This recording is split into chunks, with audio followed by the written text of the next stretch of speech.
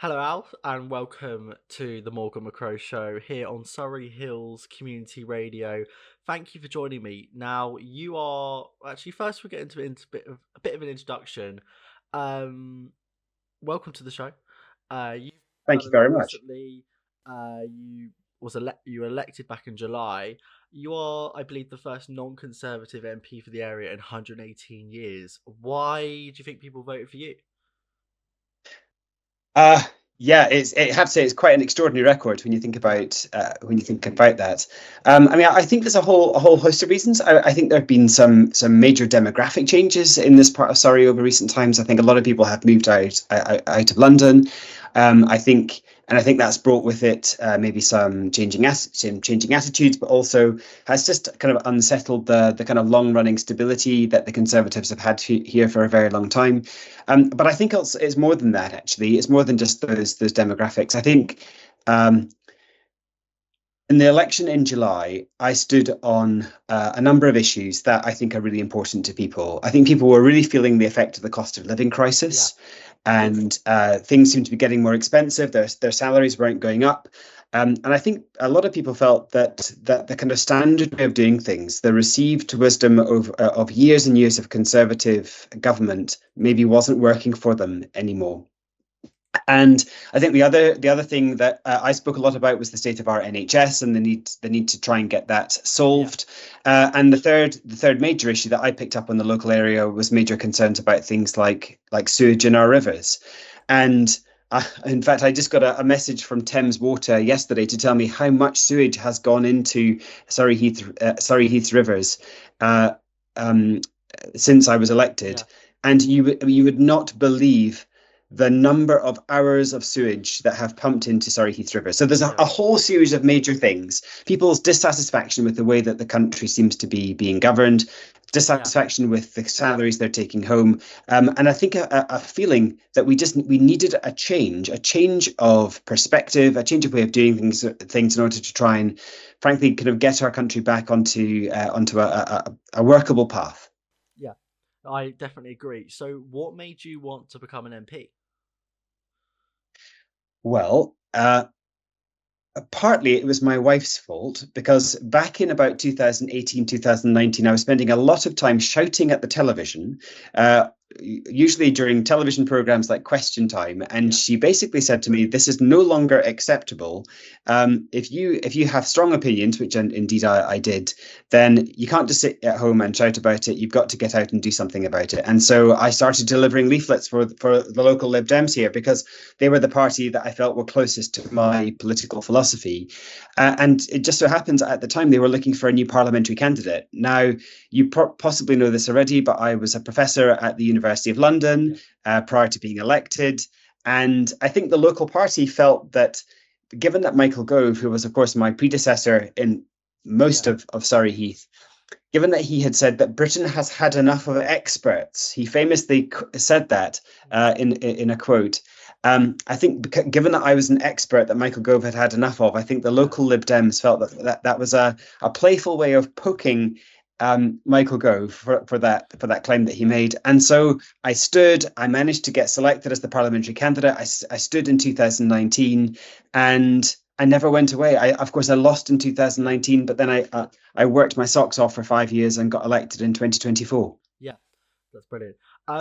So what is your favourite thing about being an MP then?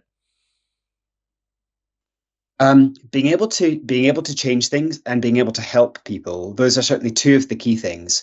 And actually both of those things have kind of come slightly to fruition over the past couple of weeks. We've had our first kind of major policy success.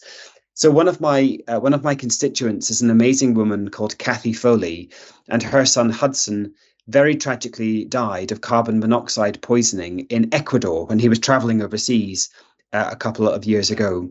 And she approached me in a constituency meeting to ask whether I could help her campaign to get the Foreign Office to change their travel advice to make people much yeah, more aware of carbon monoxide poisoning. And so we've hosted debates, we've written questions, I've asked questions of the relevant yeah, ministers in Parliament. And just this past couple of weeks, we've had the success that we were looking for. The Foreign Office are going to change their advice. They are going to warn people about carbon monoxide, and not only that, but WH Smith, the of course the in Yeah, yeah. airport newsagent, are going to stock carbon monoxide alarms in every single one of their airport Oh wow. stores. In a way, this is exactly what I wanted to try and be able to do, to Yeah. help my constituents and to change things for the better. For Kathy, this is the culmination of an extraordinary campaign that she's been running since her son died 2 years ago. And I'm just delighted to be a small part of it, helping her get it over the line. That's really really special. And considering you started as an MP back in July, to have come that far already and achieve something like that, I think that's really important and really special and shows who you are as an MP. So what does a day to day Thank you. life look like for you then as an MP? You know, what do you get up to I, throughout the day?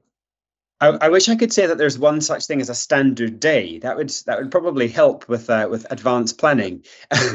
There is no such thing as a standard day. I mean, when I'm in Parliament, on a Monday, for example, Parliament doesn't sit until about 2:30 in the afternoon. It's a really Yeah, odd day, so you often have loads of different meetings with charities, organisations, different government agencies. It could be Network Rail or the Highways Authority. You're constantly having yeah, meetings with people to try and keep the things that you want to get done in your constituency at the top of their agendas.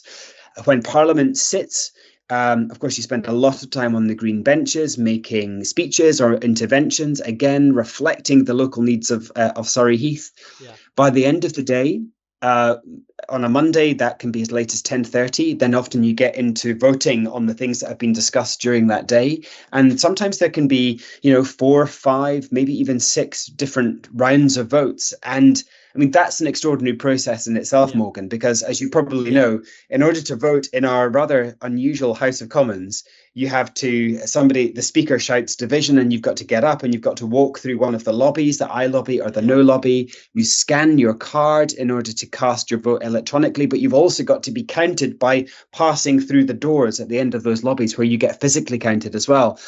And each round of voting can take about 20 minutes. yeah, So honestly, on a Monday night, it's not unusual for us to still be in there at 10:30, 11 at night voting before I jump back on the train, get to Brookwood Station, and drive back to the house here in Surrey Heath, only to do the same thing all again the next day. And then just to give you another example, on Thursdays, Fridays, Saturdays, it's very often in Surrey Heath, meeting schools, meeting yeah, teachers, visiting local charities, and doing constituency surgeries. So do you know yeah. what? It's hugely varied. You meet amazing people, but you also have this incredible sense of responsibility that you can change things. If you put the effort in, you can change things for the better. Yeah, that's really good. I remember meeting you on one of those Fridays. Now, I think this is a question that I've been. If there's one question I really want to ask is, who is the most famous person you've met since you've become an MP? So who's the most famous? Who's the most famous person you've met Oh, since becoming an MP? I can answer that very easily. A few weeks ago, all of the newly elected MPs were invited to go to Buckingham Palace, Yeah. where we all had a chance to meet the King. Wow. And so I met the King at Buckingham Palace in the extraordinary kind of staterooms that they have there. Yeah. I met the Queen as well. The Duke and Duchess of Edinburgh were there too. That he is not just the most famous person I've met while I was an MP. He is the most famous person Yeah. I have ever met, and it was an extraordinary privilege to meet him. And I said the word Surrey Heath, and he knew exactly Yeah. where Surrey Heath was, and it was a real moment of a lifetime. I have to say, I will never forget that moment. Yeah, that is really special. I did not expect actually for that answer to come out. Um, Now moving on to the younger generation, from what I've Yeah. heard, I don't think many people I know could actually tell me who their local MP is, and I think that's a real issue. So, what are you doing as like a local MP for Surrey Heath to engage and interact with the youth? This is one of the most important things for me because as well as the cost of living crisis and sewage and various other things that I talked about during the general election, one of the things I'm really passionate about is making sure that people have a fair deal. Young people have a fair Yeah, deal in Surrey Heath, and personally, I think that young people actually haven't often had a fair deal in, yeah, in Surrey Heath. We are the kind of community that is a little bit older in terms of the age demographic. Um, in Surrey Heath Borough, there's only two schools left, I think, that even take youngsters on to sixth form. If you want to Yeah. go on and go anything beyond sixth form, you have to go to places like Farnborough. We've got no universities here. We've got no technical colleges. We've got no further Yeah. education here either.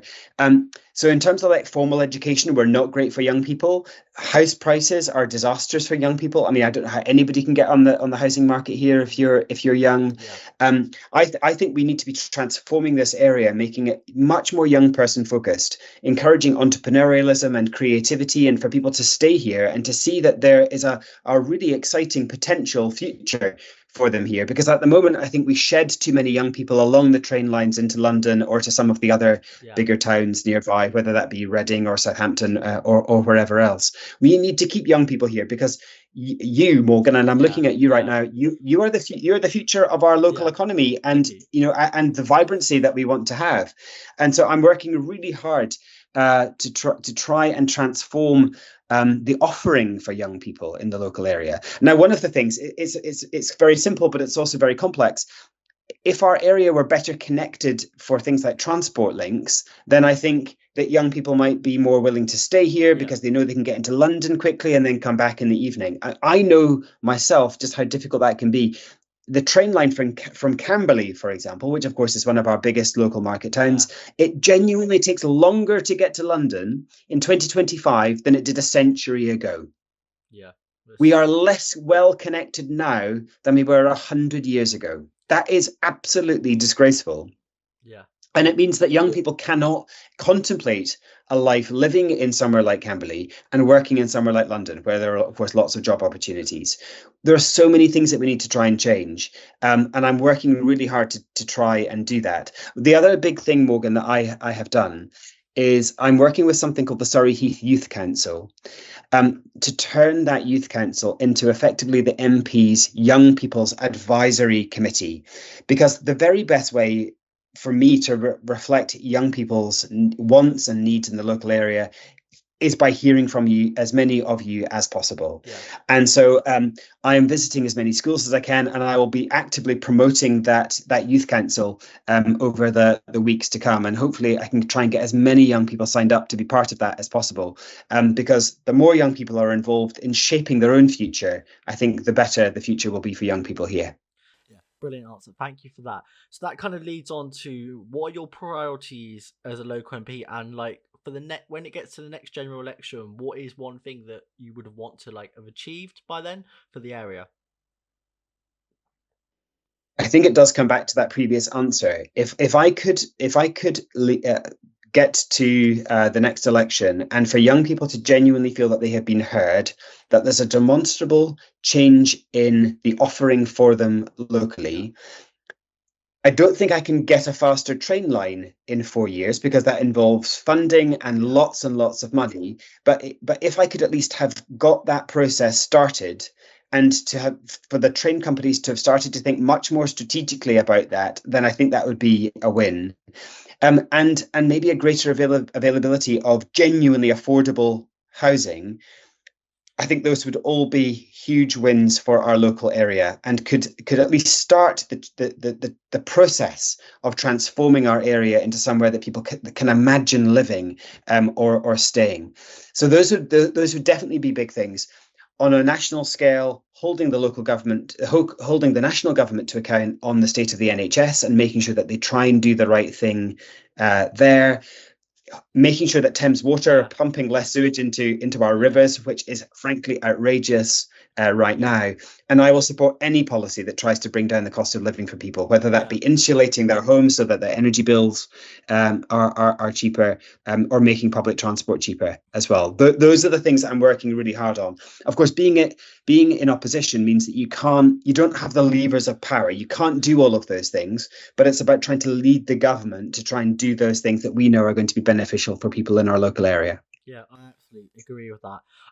Now, two areas in your constituent, Normandy and Purbright, they're really special and beautiful areas. In recent times, I believe I've seen a big increase of litter in the areas, which I don't think is a priority as like much to be talked about as much in government.